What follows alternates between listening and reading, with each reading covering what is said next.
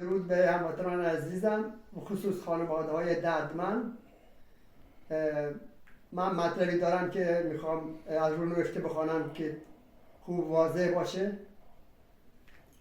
گویا این روزها هر وقت صحبت از نقض حقوق انسانی ساکنان کمپ مانس به میان میاد، ناگهان از لندن بخوانید اشرف سه صدایی بلند می شود.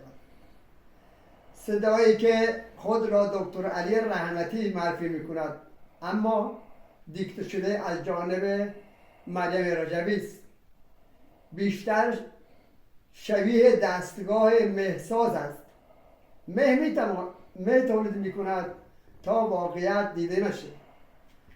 در برنامه انجمن نجات زمانی که وکیل آلبانیایی آقای ایلیر مورا از چیزهای پیشپا افتاده‌ای مثل آزادی فردی، تماس با خانواده، حق ازدواج و زندگی عادی حرف زد، انتظار میرفت پاسخی حقوقی داده شود، اما به جایش نسخه همیشگی ارائه شد: تهدید، اتهام و انکار مطلق، آن هم با چاشنی ما خیلی دلسوزی.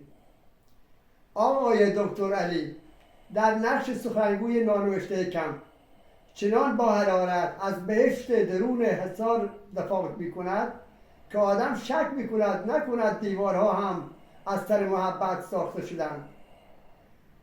به گفته ایشان ظاهرا دهه‌ها قطع ارتباط با خانواده نه اسارت بلکه تمرکز تشکیلاتی است.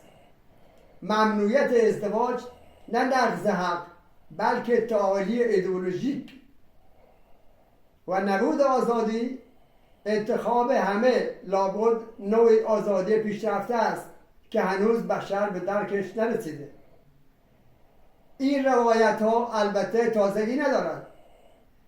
متنها آشناست، واژه ها تکراری اند و بوی دیکته شده‌ای میدهند که انگار از جای دیگر آمدند، جایی که در آن هر منطقه دشمن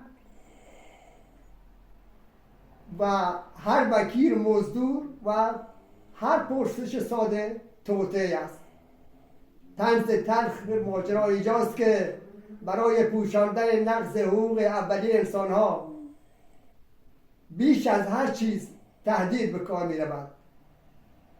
انگار حقیقت آنقدر شکننده است که با یک سال فرو می ریزد.